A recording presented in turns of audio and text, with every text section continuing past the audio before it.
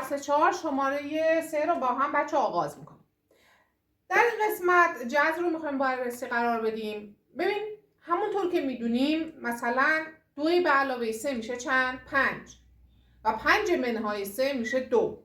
یعنی چی؟ یعنی جمع و تفریق برعکس هم دیگه هستن. یا 2 3 تا 6 تا 6 تقسیم بر 2 3. درسته؟ یعنی ضرب و تقسیم برعکس هم هستن. و حالا اعداد تواندار هم چی هستن؟ و جذر و اعداد تواندار هم میتونه برعکس هم باشن. یعنی چی؟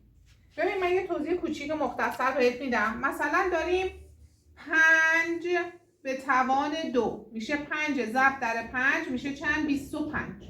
حالا برعکس میایم جای توان و پایه رو جای جواب و پایه رو با هم عوض میکنیم. میشه جذر 25 میشه چند؟ 5. اینو ما حفظ بودیم از کلاس هفتم. توان چی میشه؟ بچه این توان میره پشت رادیکال قرار میگیره و بهش میگن فرجه. خب هر رادیکالی که فرجه نداره فرجهش چند؟ 2.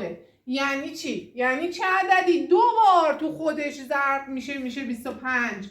5 تا 25 تا. و اگر فرجه 3 باشه و اینجا 8 بذاره جذر این میشه چند؟ 2. چرا 2 ضرب در 2 ضرب در 2 میشه 8. یعنی 2 به توان 3 بوده.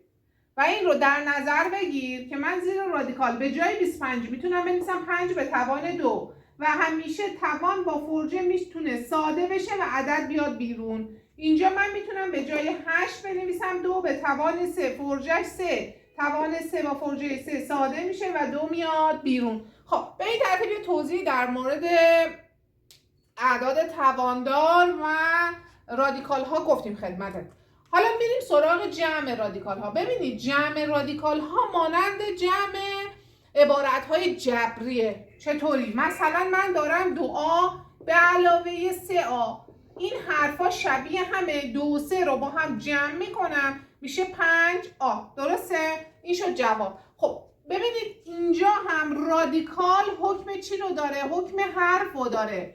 حالا آیا رادیکال 5 و 125 شبیه هم بچه ها؟ نه شبیه هم نیستن. پس چه کار کنیم؟ اما 125 رو بچه ها من میتونم تجزیه کنم. مثل اینجا که 8 رو تجزیه کردم شد 2 ضرب در 2 ضرب در 2. اینجا میام 125 رو تجزیه میکنم. چطوری؟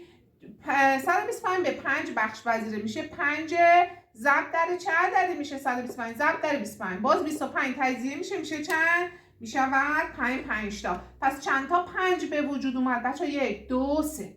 این فرجش 2 بچه ها. من اگه بخوام بنویسم 5 به توان 3 3 با 2 ساده میشه؟ نه.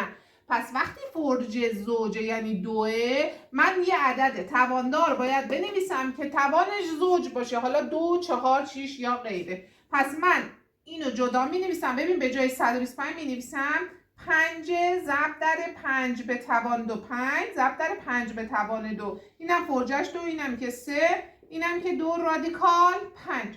ببینید بچه ها اینجا توان 2 گفتیم اونور با فرجه ساده میشه و این عدد 5 میاد بیرون از رادیکال.